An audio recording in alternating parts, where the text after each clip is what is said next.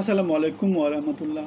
Iran একটা খেল দেখিয়ে দিয়েছে। আপনারা সবাই জানেন মধ্যপ্রাচ্যের যেই তেল অধিকৃত যে এলাকাগুলো আছে তার মধ্যে চীনের খুব বড় একটা জায়গাতে খুব কন্ট্রোল আছে, সেটাকে বলা হয় হরমুজ প্রণালী। পৃথিবীর প্রায় 1/5 তেল ওই এলাকা দিয়ে প্রবাহিত হয়, সারা পৃথিবীর নানা দেশে সাপ্লাই হয়।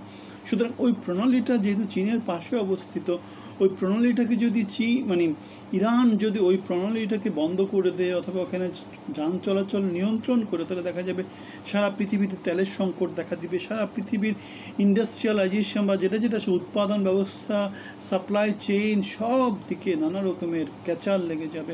আমেরিকাতে উৎপাদন থেমে যাবে, সারা পৃথিবীর নানা জায়গাতে রিসেশন শুরু হবে এবং তৃতীয় বিশ্বযুদ্ধে একটা সূচনা সেখান থেকে শুরু হতে পারে।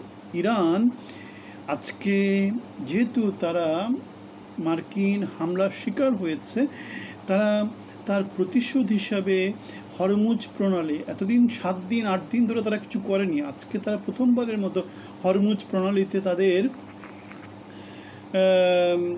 প্রতিরোধী যে কার্যক্রমগুলো সেগুলো নেওয়া শুরু করেছে। তারা ওখানে কি করছে, তারা ওখানে জিপিএস জ্যামিং করে দিচ্ছে। তার মানে জাহাজগুলা তাদের সাথে কমিউনিকেশনে যেরকম সিস্টেমগুলো আছে সেগুলো তারা বন্ধ করে দিচ্ছে, যার ফলে গাড়িগুলো সেখানে কী হয়ে গেছে, জাহাজগুলো সেখানে মোটামুটিভাবে জ্যামে পড়ে গেছে।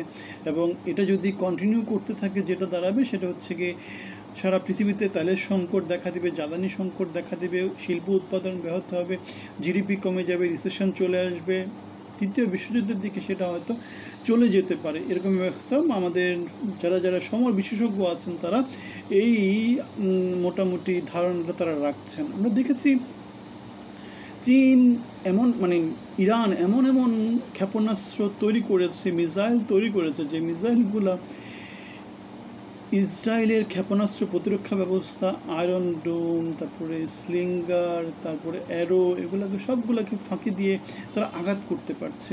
এতদিন তারা যেটা করতো, 60-70টা মিসাইল একসাথে ছুটতো, তার মধ্যে দু একটা যেত না। এখন তারা তাদের আক্রমণের প্যাটার্নটা তারা চেঞ্জ করে দিয়েছে। এখন 20-30টা একসাথে মারে, তার মধ্যে বেশিরভাগই কী হয়, আলটিমেটলি ভূমিতে গিয়ে আঘাত করতে পারে। ইসরায়েলের লণ্ডভণ্ড করে দিচ্ছে এমন একটা অবস্থা। এখন আমরা জানি না সামনে কি হবে। ইরান, আমরা অনেক আগে থেকে বলে আসছি, মুসলমান সভ্যতার মধ্যে যদি জ্ঞান বিজ্ঞানে শ্রেষ্ঠ কেউ থেকে থাকে তারা হচ্ছে ইরান। আমি যখন আমেরিকাতে ছিলাম আমি দেখেছি আর কি, ইরানি প্রফেসররা কীরকম কোয়ালিটি রাখে, তাদের চিন্তাভাবনা গভীরতা কেমন, তারা জ্ঞান বিজ্ঞানে কেমন আগানো, যাদের আইডিয়া আছে, যারা ইরানিদের সাথে হয়তো বা কোনোভাবে মিট করেছেন, সাধারণ ইরানির কথা বলছি না, ইরানি যারা রিসার্চার, যারা গবেষক, যারা ইঞ্জিনিয়ার, যারা ডাক্তার, যারা টিচার, তারা হচ্ছে টপ, পৃথিবীর মধ্যে টপ লেভেলের চিন্তাভাবনা, রিসার্চার, ইনভেন্টর, এরা হচ্ছে কি ইরানিরা।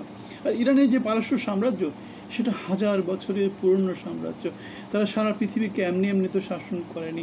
আর আমরা অলরেডি জানি তাদের যেই রিসার্চগুলো তারা করছে, যেমন তারা নিজেদের মহাকাশ যান আছে, তাদের নিজেদের পারমাণবিক তৈরি করার চেষ্টা করছে, তারা নিজেদের মিসাইল তৈরি করছে নিজেরা, আর তাদের কৃষ্টি কালচার সেগুলো তো আছেই। সুতরাং আমরা দেখতে পাচ্ছি আসল যুদ্ধ। আমরা দেখেছি যে আজকে সকালে যখন মার্কিন যুক্তরাষ্ট্র ইরানে আক্রমণ করে এবং শান্তির কথা যখন মার্কিন প্রেসিডেন্ট ডোনাল্ড ট্রাম্প বলেছিলেন, তখন আমরা দেখেছিলাম যে ইরানিদের পক্ষ থেকে বলা হয়েছে যে যুদ্ধ তো মাত্র শুরু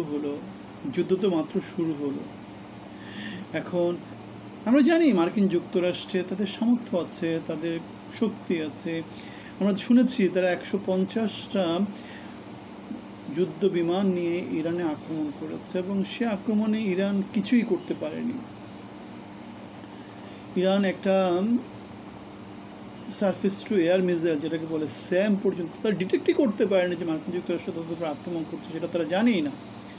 সুতরাং দেখা যাক আমরা ইরানের যে স্ট্র্যাটেজি, সেই স্ট্র্যাটেজিতে ইরান কতদূর কী যেতে পারে, বা ইসরায়েল কোথায় কিভাবে হেরে যায়, মার্কিন যুক্তরাষ্ট্র কীভাবে কী ব্যবস্থা রাখে, অথবা পৃথিবীর যে অন্যান্য পরাশক্তি তারা কী ভূমিকা রাখে, সেটা এখন দেখার বিষয়। আমরা একটি ব্যানারের কথা বলি, মানবিক বাংলাদেশ, জনগণের বাংলাদেশ, আমাদের সাথে ইনক্লুড হওয়ার আমন্ত্রণ থাকলো।